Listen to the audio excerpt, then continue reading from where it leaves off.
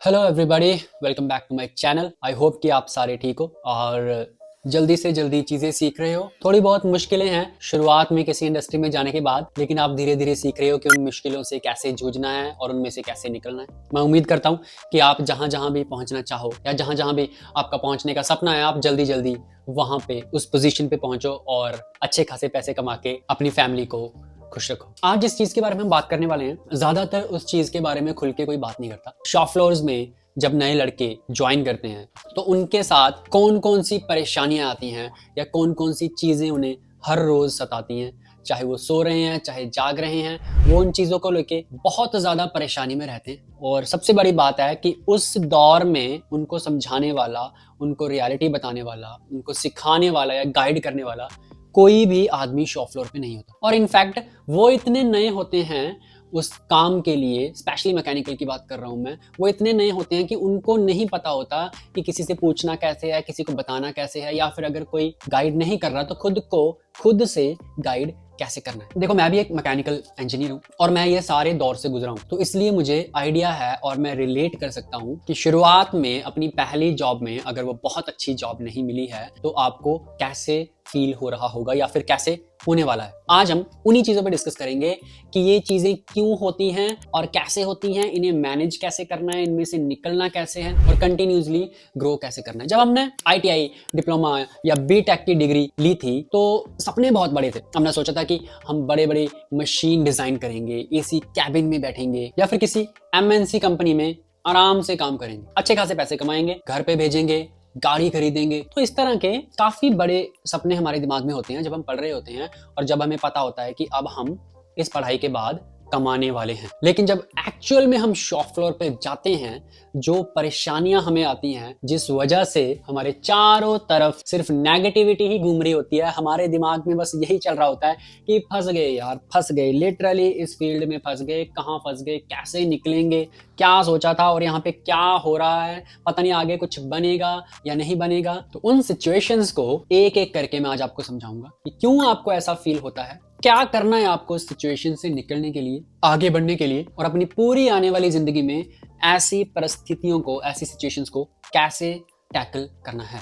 और क्या आपको ये परेशानियां आ रही हैं या सभी को आती हैं या मुझे भी आई थी, ये सारी चीजें आपको मैं आज इस वीडियो में एक एक करके समझाऊंगा। So be with me till the end of this video को पूरा देखें एंड लेट्स स्टार्ट। सबसे पहला जो शॉक हमें लगता है ना जॉब ज्वाइन करने के बाद, पहली जॉब ज्वाइन करने के बाद, वो लगता है सैलरी शॉक। जब हमारी एक्सपेक्टेशंस, हमारी उम्मीद लिटरली टूट कर बिखर जाती है। जब आप बड़े बड़े सपने लेके शॉप फ्लोर पे जाते हो लेकिन वहां आपको महीने के 13,000 से 15,000 मिलते हैं हार्डली, तो ये झटका लगना लाजमी है सबके लिए। आपको लगता है कि आपकी पढ़ाई, आपकी मेहनत की कोई वैल्यू नहीं है। और ये सच्चाई है इंडिया की कि कोई भी एंट्री लेवल सीएनसी ऑपरेटर या फिर कोई भी मैकेनिकल इंजीनियर की इंडिया में जो एवरेज सैलरी है वो 15 से 18,000 हार्डली है। और अगर आप टीयर 2 या फिर टीयर 3 जहां पे लिविंग कॉस्ट कम है, ऐसी सिटीज में जाते हो, ये पैकेज और भी कम हो जाता है। 12,000 पे, 13,000 पे वहां पे लड़के काम कर रहे हैं। तो इस प्रॉब्लम से कैसे बचें और इसमें से कैसे निकलें, मायूसी को कैसे रोकें, क्योंकि ये तो बहुत बड़ी दिक्कत है ना।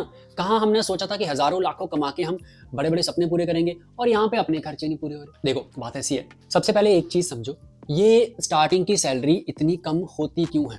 इसका सबसे बड़ा मेन कारण है जो आपका कॉलेज का ज्ञान है ना, जो आपने अपनी स्टडी में सीखा है, और जो शॉप फ्लोर की नॉलेज होती है, शॉप फ्लोर का ज्ञान होता है, उसमें बहुत बड़ा फर्क, छोटा मोटा नहीं, बहुत ज्यादा बड़ा। और ये बात कंपनीज जानती हैं बहुत अच्छे से। उनको पता है आप किसी भी कॉलेज से आए हो, आपने चाहे 40% में पास करी है अपनी जो है कॉलेज एजुकेशन, चाहे आपने 80% में करी है, चाहे करी है 98 में, लेकिन आपको ये डेफिनेटली नहीं पता कि भाई साहब जब ड्रिल चलानी है तो कितनी फीड देनी है, जब आपको टर्निंग टूल चलाना है तो कितनी आरपीएम पे चलाना है, कौन सी इंसर्ट जो है वो हमें लगानी है, कौन सा ग्रेड लगना है, दूर दूर तक इसकी नॉलेज जो है वो हमें नहीं होती शुरुआत। इसलिए वो आपको सिर्फ इतना पैसा देते हैं ताकि आपका अपना काम चल सके। लेकिन क्या वो आपको सिर्फ इतना पैसा देते हैं और कुछ नहीं देते? अब आप कहोगे यार कहाँ देते हैं और कुछ, रूम हम अपने ले रहे हैं, खाना हम अपना ले रहे हैं, हाँ, और शूज तक कई कंपनीज में अपने लेने पड़ते हैं, तो कहाँ दे रहे हैं? यहाँ पे आपको अपनी थोड़ी सी सोच को स्विच करना है। देखो वो आपको क्या दे रहे हैं, वो आपको अपनी करोड़ों की शॉप फ्लोर में खड़े होने का मौका दे रहे हैं, आपको सब कुछ सीखने का कि पूरी शॉप फ्लोर में क्या कैसे चलता है उसका मौका दे रहे हैं। जो लोग ऑलरेडी लाखों कमा रहे हैं वो कैसे काम करते हैं, कैसे चीज़ों को हैंडल करते हैं, उनको देखने का मौका दे रहे हैं। करोड़ों की मशीनें आप चला रहे हो, चाहे आप सिंगल बटन दबा रहे हो, लेकिन उस मशीन्स की वैल्यू जो है, जो उनकी कीमत है, वो बहुत ज़्यादा है। अगर आज आप 5 लाख की गाड़ी घर लेके आओ और कल को आपका कोई छोटा मोटा दोस्त आके मांगे कि मैं 10 मिनट के लिए गाड़ी ले जाऊं, आप 10 बार सोचोगे कि यार इसे दूं या ना दूं, कहीं ठोक तो नहीं देगा, कहीं पे पता चले कुछ छील के ले आए और आके बोले सॉरी यार ये तो मैंने हल्का सा ना ब्रेक नहीं मारी, वो वहां पे लग गई जाके। ऑपरेटर भी तो ऐसे ही करते हैं ना, मशीन कहीं पे हिट होगी तो क्या करते हैं, वो लाके पैसा देते हैं? नो, वो जस्ट कहते हैं सॉरी सर ये गलती से हो गया। तो इतनी बड़ी इन्वेस्टमेंट जो है वो कंपनी आप पे करती है, लेकिन फर्क सिर्फ इतना है कि कुछ लोग इस इन्वेस्टमेंट का फायदा उठाते हैं, चीजें जल्दी जल्दी सीख कर अपने आप को इस दौर से बाहर निकाल लेते हैं, और कुछ लोग जो हैं वो 5 साल 10 साल वहीं पे फंसे रहते हैं। तो शुरुआत में सीधी सीधी बात यह है कि अगर आपको सैलरी शॉक से बाहर आना है तो शुरू के 2 साल सैलरी पे फोकस करना बंद करो। मुझे कितने पैसे मिल रहे हैं उस पे फोकस करना बंद करो। अगर आपने अभी जॉब ज्वाइन नहीं करी है तो पहले अपने दिमाग में बिठा लेना ये कि शुरू के 2 साल आपको पैसा सिर्फ आपके खर्चे के लायक ही मिलेगा, लेकिन आपको सीखने के लिए बहुत कुछ मिलेगा, जो आपको आगे जाकर 2 साल बाद, 3 साल बाद, 4 साल बाद आपको हजारों और कमाने में मदद करेगा। लेकिन ये डिपेंड आप पे है कि आप उन चीजों को अच्छे से सीखते हो या नहीं सीखते हो। तो सबसे पहली चीज हमारा दिल तोड़ती है कम सैलरी का शौक, और आपको उस चीज के बारे में बिल्कुल नहीं सोचना। कम से कम पहले 2 साल तो सैलरी को देखना ही नहीं है, इतनी मिलनी चाहिए कि आपका खर्चा आराम से चल सके। फैमिली वगैरह को आप ज्यादा सपोर्ट नहीं कर पाओगे, हो सकता है 2-3 हज़ार या 4 हज़ार सेव करके उनको भेज पाओ, ज्यादा से ज्यादा 5-6 हज़ार। तो फैमिली को भी समझाओ कि अभी मेरी स्टडी चल रही है, अभी 2 साल और चलेगी, उसके बाद धीरे धीरे ज्यादा पैसा आना शुरू हो जाएगा। This is how you have to plan. अब दूसरी चीज जो परेशान करने वाली होती है जब हम शुरुआत में कोई शॉप फ्लोर ज्वाइन करते हैं या कोई मैकेनिकल जॉब ज्वाइन करते हैं, वो होता है व्हाइट कॉलर सपने वर्सेस शॉप फ्लोर की धूल। जब हम स्टडी कर रहे होते हैं ना कॉलेज में, तो कॉलेज में हम डेस्क पे बैठे हैं अपने और हम कुछ डिज़ाइन कर रहे हैं, कुछ ड्रॉ कर रहे हैं इंजीनियरिंग ड्राइंग पे, कुछ हम थर्मोडायनामिक्स का पढ़ रहे हैं या फिर कुछ बड़ी बड़ी चीज़ें पढ़ रहे हैं। तो हमारे दिमाग में क्या आता है कि हम यही चीज़ें करेंगे कंपनी में जाके, हम बहुत अच्छी स्टडी कर रहे हैं, और हम जब जॉब ज्वाइन करेंगे तो जाके हम कंप्यूटर पे बैठ के अच्छे अच्छे डिज़ाइन बनाएंगे, कोई हमें सिखाएगा, आकर बताएगा, धीरे धीरे हम एक्सपर्ट हो जाएंगे और उसके बाद हमारी तो मतलब चांदी ही चांदी। लेकिन जब आप शॉप फ्लोर पे आते हो, आप काफ़ी समय मशीन पर मटेरियल लोड अनलोड ही कर रहे हो, टूल अलाइन कर रहे हो, माइक्रोमीटर से पार्ट की क्वालिटी चेक कर रहे हो। आपको लगता है कि यार आपको बस मजदूर की तरह यूज किया जा रहा है, ग्रोथ तो दिख ही नहीं रही दूर दूर तक। सारा दिन शॉप फ्लोर पे खड़े हुए हो, बैठने का टाइम नहीं है, चेयर तक नहीं होती मशीन के पास, और इसके साथ साथ कूलेंट और मेटल चिप्स के बीच काम करना पड़ रहा है। फिजिकल और मेंटली काफी डिमांडिंग हो सकती है ये चीज, और ये चीज बहुत परेशान करती है शुरुआत में। कारण वही है कि हमें कॉलेजेस में बताते ही नहीं कि आपको शुरू में कैसे स्टेप अप करनी है चीजें। अगर पहले ये चीजें बता दो तो यार हमें शौक थोड़ा कम लगे ना, हम पहले से ही दिमाग बना के चलें कि ये 2 साल तो हमें ये करना ही पड़ेगा। आज भी मेरे पास कोई लड़का आता है ना, जॉब लगवा दो जी, मैं उसे कहता हूँ बेटा 2 साल बुरा हाल हो जाएगा तेरा, अगर 2 साल टिक सकता है जहां मैं लगवाऊंगा तो तीसरे साल की मैं गारंटी देता हूँ, अगर मेरे हिसाब से 2 साल चलेगा तो तीसरे साल तुम्हें दिखेगा कि मैं आगे बढ़ रहा हूँ। तो दूसरी आपकी मायूसी की, आपकी दुख की जड़ ये है कि आपने एक व्हाइट कॉलर जॉब सोची थी, लेकिन आपको व्हाइट कॉलर की जगह ऑयल एंड ग्रीस का सामना करना पड़ा। लेकिन भाई बात ऐसी है, देखो इस नजरिए को बदलना बहुत जरूरी है। शॉप फ्लोर सिर्फ धूल और पसीने की जगह नहीं है, ये एक हैंड्स ऑन इंजीनियरिंग लैब है। आप एक ड्राइंग पढ़कर उसकी टॉलरेंस को समझकर मशीन को सेट करते हैं, टूल की स्पीड और फीड डिसाइड करते हैं, तो आप सीधे सीधे एक प्रिसीजन इंजीनियरिंग कर रहे हो। यानी कि कॉलेज में आपने एक स्टडी करी, अब आपकी ये दूसरी स्टडी शुरू हो गई है। कोई भी इंजीनियर कभी भी परफेक्ट एक्सपर्ट डिजाइनर या प्रोग्रामर नहीं बन सकता अगर उसने खुद मशीन पे काम नहीं किया है। अगर उसे फीलिंग ही नहीं है यार कि मशीन पे जो कट रहा है वो कैसे कट रहा है,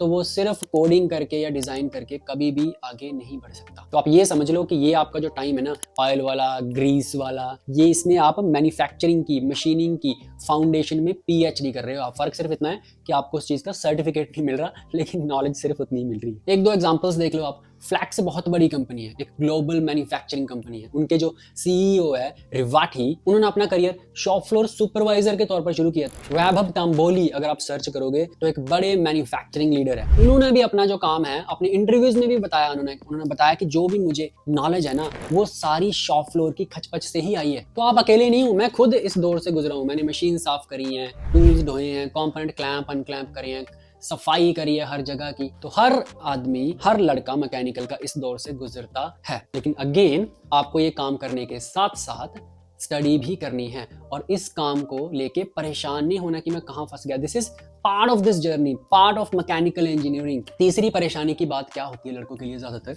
और ये परेशानी आती है ज्यादातर दूसरे साल में। दूसरे साल जब दूसरा साल कंप्लीट होने वाला होता है या उससे ज्यादा हो जाता है टाइम आपको एक कंपनी में, तो ये समस्या, ये प्रॉब्लम दिमाग को बहुत सताने लगती है और वो है स्लो करियर ग्रोथ। आप देखेंगे कि यार शुरुआत के 1 से 3 साल में आपकी सैलरी में कोई बड़ा जंप नहीं आता। आपकी ग्रोथ सच में एक कछुए की चाल की तरह चलती है। ये सच है कि मैकेनिकल इंजीनियरिंग की ग्रोथ खासकर पहले कुछ सालों में आईटी प्रोफेशनल्स के कंपैरिजन में थोड़ी सी स्लो होती है और इससे लगता है कि ये फील्ड ग्रोथ पोटेंशियल में काम ही नहीं आएगी। ऐसे लगता है कि यार हम आगे बढ़ेंगे नहीं, हम गलत फील्ड में स्टक हो गए। लेकिन सच्चाई जो है वो बेसिकली ऐसी है नहीं। देखो, ये शुरुआत के 1 से 3 साल जो होते हैं, या कुछ जो ज्यादा स्मार्ट, ज्यादा जल्दी सीखते हैं, उनके लिए आप 2 साल ले सकते हो। यहाँ सैलरीज पहले ही कम होती हैं और आपकी अगर सैलरी बढ़ भी रही है ना, अगर आपने 15,000 पे भी ज्वाइन करा है तो आप 3 साल में ज्यादा से ज्यादा 25,000 पे पहुंच जाओगे। लेकिन आपकी जो सैलरी में सबसे बड़ा जंप है ना, वो कब आता है? वो तब आता है जब आप इस फाउंडेशनल फेज को क्रॉस कर देते हैं। देखो, मैकेनिकल की रिसर्च बताती है ये कि 4 से 5 साल के एक्सपीरियंस के बाद एवरेज मैकेनिकल इंजीनियर की जो सैलरी है वो 50 से 60,000 आराम से क्रॉस कर जाती है और कुछ लोग 1 लाख को टच कर लेते हैं। अब ये मैसिव जंप आएगा कैसे? आप फाउंडेशन जो है, मैंने जो बताया अभी कि फाउंडेशनल फेज को क्रॉस कर देते हैं। फाउंडेशनल फेज क्या होता है? जो आपने साल लगाए कम सैलरी में, आपने स्पेशलाइज्ड स्किल हासिल कर ली। वहां पे आपने मशीन सेटअप तो सीखा ही सीखा, आपने प्रोग्रामिंग तो सीखी सीखी, आपने लोगों से बात करनी सीख ली, एक टीम में काम करना आपने सीख लिया, कैसे अपने नीचे वाले आदमियों को गाइड करना है, लड़कों को गाइड करना है, कैसे सीनियर्स से बात करनी है, कोई आके गालियां दे रहा है, प्रेशर कैसे झेलना है। लेकिन जब तक आप सिर्फ मशीन के सामने खड़े होकर बटन दबाएंगे, ग्रोथ स्लो ही रहेगी। उसमें फिर कोई आपकी हेल्प नहीं कर सकता। वो फील्ड की प्रॉब्लम नहीं है, वो आपके खुद की प्रॉब्लम। इसलिए शुरुआत के कम से कम 3 साल जो हैं, वहां पे ग्रोथ थोड़ी सी स्लो रहती है। हो सकता है 2 साल तक आपकी सैलरी कम हो, तीसरे साल में आपका काम थोड़ा सा आसान हो जाए लेकिन सैलरी ना बढ़े, तो आपको लग सकता है कि यार इस फील्ड में जो है वो पैसा है ही नहीं। लेकिन सच्चाई मैंने आपको बता दी कि इस फील्ड में आपको जो है कंटिन्यूसली स्किल गेन करनी है और उसके बाद जस्ट आपको एक जंप या एक स्विच ही ये एग्जैक्टली साफ साफ बता देगा कि आपका जो लेवल है वो कितना बढ़ चुका है। अच्छा, आगे बढ़ने से पहले मैं आपको एक छोटी सी इन्फॉर्मेशन देना चाहता हूँ कि अगर आप सीएनसी मैन्युफैक्चरिंग की फील्ड में इंटरेस्ट रखते हो और आप मैकेनिकल बैकग्राउंड से हो एंड इसमें आगे बढ़ना चाहते हो, तो सीएनसी के फंडामेंटल्स को सीखने के लिए मैं आपके लिए मेरा सीएनसी का पहला टर्निंग का कोर्स लेके आया हूँ, जो कि एक फुल फ्लैज ऑनलाइन कोर्स है। आपको ये कोर्स मेरी वेबसाइट macweather.com पे मिल जाएगा। ये कोर्स उनके लिए है जो सीएनसी टर्निंग को बिल्कुल जीरो से सीखना चाहते हैं। इसमें मैं आपको बहुत ही बेसिक से लेके एडवांस लेवल की चीजें सिखाऊंगा विद सिमुलेटर। ये कोर्स प्री रिकॉर्डेड क्लासेस के साथ आता है, इसलिए इसमें टाइम का कोई झंझट नहीं है। आप घर बैठे बैठे कभी भी कोई भी क्लास अटेंड कर सकते हो। तो मेरी वेबसाइट पे जाके कोर्स चेकआउट जरूर करें। आप डिस्क्रिप्शन में दिए गए लिंक से हमारी मैकवेदर सीएनसी क्लासेस की एंड्रॉइड ऐप भी डाउनलोड कर सकते हो, जहां से आप कोर्सेज को और आसानी से खरीद सकते हो एंड एक्सेस कर सकते हो। अब आते हैं चौथी प्रॉब्लम पे, जिससे मुझे बड़ी परेशानी है यार। इस प्रॉब्लम की वजह से ही सबसे ज्यादा दिल टूटता है नए लड़कों का और उनको समझ नहीं आती कि वो इस सिचुएशन को कैसे हैंडल करें, और वो प्रॉब्लम है टॉक्सिक शॉप फ्लोर कल्चर। मुझे नहीं पता ये प्रॉब्लम कभी शॉप फ्लोर में से जाएगी इंडिया में या ये ऐसे ही चलती रहेगी, लेकिन हमें इसके लिए तैयार होना बहुत ही ज्यादा जरूरी है। एटलीस्ट अपने दिमाग को तैयार करना। देखो, हाई प्रेशर प्रोडक्शन एनवायरनमेंट्स में अक्सर शॉप फ्लोर्स का माहौल बहुत ही हार्श और गुस्से वाला हो सकता है। सीनियर्स और कोलीग्स गाली गलौज करते हैं, छोटी छोटी गलती पर बहुत ज्यादा डांट पड़ती है और नॉन स्टॉप प्रेशर से मेंटल हेल्थ पर बहुत ज्यादा असर पड़ता है नए ज्वाइनर्स की। आपको लगता होगा कि यार प्रोफेशनल कंडक्ट यहाँ है ही नहीं कहीं पे। घर पे आपको किसी ने बिल्कुल भी ऊंची आवाज में बात नहीं करी और यहाँ पे ओए इधर आओ, ओए उधर जाओ, ऐसे ट्रीट कर रहे हैं लोग। तो ये बात सच है कि इंडियन मैन्युफैक्चरिंग में टॉक्सिक वर्क कल्चर एक अनफॉर्चुनेट रियलिटी है और इसका कारण हाई डिमांड टारगेट्स भी हो सकते हैं जो मैनेजर्स को दिए जाते हैं, या फिर उनकी ट्रेनिंग में कमी भी हो सकती है। आई डोंट नो, लेकिन होता ऐसे ही है। इस सिचुएशन में आपको क्या करना है? देखो, सबसे पहले याद रखो, आपका मिशन शॉप फ्लोर का सोशल सुधार करना नहीं है। आपको शॉप फ्लोर में मैनर्स नहीं सिखाने हैं किसी को। आपका मिशन है वहां से हाई लेवल स्किल चुराकर निकलना। इस टॉक्सिक एनवायरनमेंट में सर्वाइव करने के लिए आपको कुछ स्ट्रॉन्ग स्ट्रैटेजीज अपनानी होंगी और इन्हीं स्ट्रैटेजीज से आप अपनी मेंटल हेल्थ को प्रोटेक्ट कर सकते हो, नहीं तो बहुत बुरा हाल। सबसे पहले आपको अपनी professional life and personal life में बैलेंस बना के रखना है। देखो एक बार कंपनी से बाहर आ गए ना, तो कंपनी की स्ट्रेस को घर पे लेके नहीं जाना, कंपनी की स्ट्रेस को रूम पे लेके नहीं जाना, वही चीजें दिमाग में नहीं दौड़ानी है। देखो रूम पे जाके आप स्टडी कर सकते हो अपनी ग्रोथ के लिए, लेकिन कंपनी में क्या हुआ कैसे हुआ उसको बार बार नहीं सोचना है। रूम पे आओ, अपनी स्ट्रेस को बाहर निकलने का टाइम दो, शाम को वॉक पर जाओ, क्रिकेट खेलो, म्यूजिक सुनो, या फिर जो भी आपको अच्छा लगता है। मुझे याद है कि मैं जब ऑपरेटर था, जब मैंने मेरी पहली जॉब ज्वाइन करी थी, तो मैंने जस्ट 2 महीने बाद ही गिटार खरीद लिया, क्योंकि मुझे गिटार सीखने का बहुत शौक था। और मैं वहां से थका हारा आके भी गिटार की प्रैक्टिस जरूर करता था, 1 या 1.5 घंटा। मैंने ऑनलाइन क्लासेस ली थी गिटार की, और मैं साथ में गिटार बजाता था। और जब गिटार की टोन प्रॉपर बजने लग गई, जैसे ही मतलब मैं कोई ना कोई धुन आके बजाता था, मेरी सारी स्ट्रेस, सारा कुछ निकल जाता था, मेरा पूरा फोकस उस गिटार की तारों पर होता। तो इस तरह से आप कुछ ना कुछ पर्सनल ऐसा करो जिससे आप उस स्ट्रेस से कम घर पे आके, रूम पे आके बाहर निकल सको। दूसरी चीज, अगर शॉप फ्लोर पे आपके साथ कोई रूड बिहेवियर करता है, या आपको ढंग से नहीं बुलाता, या गुस्से में बात करे, तो उसे इमोशनल रिस्पॉन्स नहीं देना है। बस प्रोफेशनल रहो यार, काम की बात करो। उन्हें कोई ऐसा कारण या फिर ऐसा इमोशनल एम्यूनिशन मत दो जिसे वो आपके खिलाफ यूज कर सके। आपका फोकस काम की एक्यूरेसी पर होना चाहिए, ड्रामे पर नहीं। बहुत सारे लोग हैं शॉप फ्लोर में जिन्हें कुछ नहीं पता, लेकिन सिर्फ अपनी ईगो सेटिस्फाई करने के पीछे चले होते हैं। आपको उनसे बहस नहीं करनी। लेकिन ऑफ कोर्स अगर कोई सीरियस वायोलेशन होता है, आपको कोई हाथापाई करता है, या फिर हद से बाहर हो जाती है चीजें, तो आप प्रोफेशनल एक्शन लो, एचआर डिपार्टमेंट के पास जाओ और उनको अपनी प्रॉब्लम बताओ। और जब आप 1 बार 2 बार ये चीजें बताओगे, तो वो एक्शन लेने पे डेफिनेटली मजबूर हो जाएंगे। लेकिन छोटी मोटी चीजों के लिए आपको दिल पे लेने की जरूरत नहीं है। ये सभी मैकेनिकल शॉप फ्लोर्स में चलता है। लेकिन आप ये हमेशा याद रखना कि जब आप मैनेजर बन जाओ, तो आप अच्छा एनवायरनमेंट बनाओ अपने आसपास।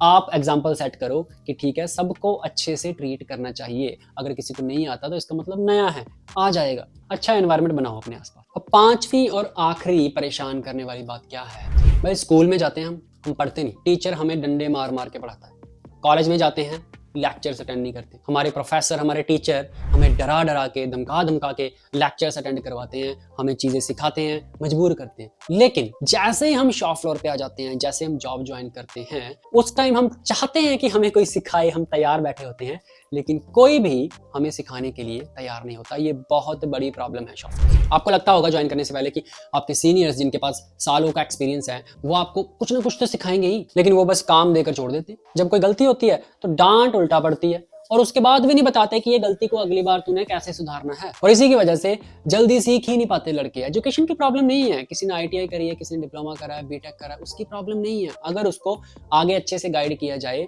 तो मैकेनिकल चीज को बड़े अच्छे से किसी दूसरे को सिखाया जा सकता है, लेकिन ऐसा होता नहीं। अब इसको क्या करते हैं, ज्यादातर स्टूडेंट या लड़के ले लेते हैं पर्सनल, कि यार ये तो सारी जिंदगी चलेगा, और मतलब ऐसे हम कैसे सीखेंगे। देखो सबसे पहली बात यह है कि ज्यादातर ये इसलिए होता है क्योंकि इंडस्ट्री को रेडी टैलेंट चाहिए। इंडस्ट्री नहीं चाहती कि हम लड़कों पे स्पेंड करें, उन पे पहले इन्वेस्ट करें, फिर उनसे जॉब करवाएं, पता चले वो सीख के भाग जाए। और किसी को ट्रेनिंग देने के लिए काफी पैसा लगता है, तो इंडस्ट्री कहती है मुझे रेडीमेड टैलेंट मिलता रहे, जो खुद सीख रहा है उसे हम खुद लेते रहेंगे, जो नहीं सीख रहा वो भाई अपना देख लो। सेकेंडली, प्रोडक्शन प्रेशर इतना ज्यादा होता है कि किसी के पास फॉर्मल मेंटरशिप के लिए टाइम ही नहीं होता। उनको ये होता है कि भाई साहब जल्दी जल्दी प्रोडक्शन निकालो। अब मैनेजर्स पे सारा लोड प्रोडक्शन का है, उनको कोई कह ही नहीं रहा कि नीचे लड़कों को ट्रेनिंग दो, तो क्यों अपना टाइम वेस्ट करेंगे? और किसी को सिखाने में लगता है टाइम। इसलिए आपको इस रियलिटी को एक्सेप्ट करना होगा कि आपका गुरु कोई इंसान नहीं बनेगा, ना ही कोई है, बल्कि खुद मशीन का डेटा, और खुद आप अपने गुरु। आपको self learning, self directed learning अपनानी होगी। आपको खुद अपना लॉग बुक बनाना होगा। हर जॉब, हर मटेरियल, हर कटिंग टूल, उसकी स्पीड, उसकी फीड, उसके आउटकम्स का डिटेल, सबका रिकॉर्ड रखो बना के। जब टूल ब्रेक होता है या सरफेस फिनिश खराब आती है तो उसकी वजह लिखो, उसको ठीक कैसे किया, किसने किया। क्लोजली ऑब्जर्व करो कि कौन कैसे क्या कर रहा है। जो भी सवाल आपके दिमाग में आते हैं वो आप कॉपी पे लिखो, लिखते रहो, पूछो मत, डायरेक्ट एक एक सवाल मत पूछो किसी से, लिखते रहो लिखते रहो। घर पे जाओ, जिनके भी आंसर्स आप ऑनलाइन ढूंढ सकते हो, सेल्फ लर्निंग से ढूंढ सकते हो, उनके आंसर ढूंढो। जिनके आंसर मिल गए हैं उनको कट करो, जो सवाल बचे हैं वो आप किसी ना किसी एक दिन किसी से रिक्वेस्ट करके उससे पूछो। उस दिन नहीं बताएंगे, अगले दिन पूछो, कभी ना कभी वो आपको फ्री टाइम में बता ही देंगे। लेकिन सेल्फ लर्निंग जो है वो बहुत ज्यादा इंपॉर्टेंट है मैकेनिकल फील्ड में। मैं तो कहता हूँ हर फील्ड में। और सेल्फ लर्निंग करनी कैसे है इसके बारे में मैंने एक और वीडियो बनाई हुई है, वो जाके आप देख सकते हो, जिसमें मैंने सारी डिटेल में बताया हुआ है कि मैकेनिकल्स वाले स्पेसिफिकली सेल्फ लर्न खुद से चीजें कैसे सीखें, वो भी आसानी से बैठे बैठे अपने फोन। और मेरी जो सबसे ज्यादा हेल्प है वो सेल्फ लर्निंग ने ही की है। मैंने खुद से काफी सारी चीजें सीखी हैं। हालांकि मेरे मेंटर्स ने भी मुझे चीजें बताई, लेकिन आज मुझे इतना कॉन्फिडेंस है कि अगर मैं कोई चीज सीखना चाहूँ ना, तो मुझे ज्यादा किसी की मेंटरशिप की जरूरत नहीं है। मैं खुद ऑनलाइन ही चीजें सीख सकता हूँ। हर महीने कम से कम 4 से 5 हज़ार मैं अपनी लर्निंग पे स्पेंड करता हूँ। ऑनलाइन कोर्सेज खरीदता हूँ, ऑनलाइन किताबें खरीदता हूँ, उनको टाइम टू टाइम पढ़ता हूँ। देखो यार, सबसे बड़ी बात है कि आपके माइंड सेट में चेंज आना ही चाहिए। आपको ये समझना होगा कि आपकी करंट सिचुएशन एक परमानेंट सिचुएशन नहीं है, ये बीत जाएगी। ऐसा समझो कि आप जो जॉब कर रहे हो ना, आपको सिर्फ पेड अप्रेंटिसशिप दी जा रही है। आपको मशीन पर काम करने के लिए पैसा मिल रहा है, जहां आप इंडस्ट्री के सबसे जरूरी सीक्रेट्स भी सीख रहे हो साथ में। तो इसको एक तरह से स्टडी लेनी है आपने पहले 2 साल, या किसी के लिए पहले 3 साल। इसको आपने एक अर्निंग अच्छी जॉब नहीं मानना। अगर आप सोच रहे हो कि मैं 25,000 से नीचे पहली जॉब करूंगा ही नहीं, तो भाई साहब बैठे रहोगे आप घर पे। और जो ज्वाइन कर चुके हैं, अगर वो मायूस हैं कि वो फंस चुके हैं, तो मैंने उनको साफ साफ बता दिया कि किन कारणों से वो ये सोच रहे हैं, और वो कारण सब पे आए हैं और उनका सोल्यूशन क्या है। तो आपका दिल टूटना, मायूस होना बिल्कुल नॉर्मल, लेकिन रुकने की जरूरत नहीं है। हर दिन नई स्किल सीखो, नई चीजें सीखो, आपको खुद ब खुद इंप्रूवमेंट दिखने लग जाएगी। और आपके साथ साथ आपकी कंपनी को भी दिखेगा कि ये लड़का थोड़ा सा अलग है यार बाकियों से। बाकी मेरा CNC का कोर्स मेरी वेबसाइट macaveda.com पे जाके जरूर चेकआउट करें। एंड हमारी Android app Macaveda CNC classes definitely download करके अपने फोन में। और मैं मिलता हूँ आपसे किसी अगली वीडियो में किसी नेक्स्ट टॉपिक के साथ। तब तक के लिए take care and bye bye.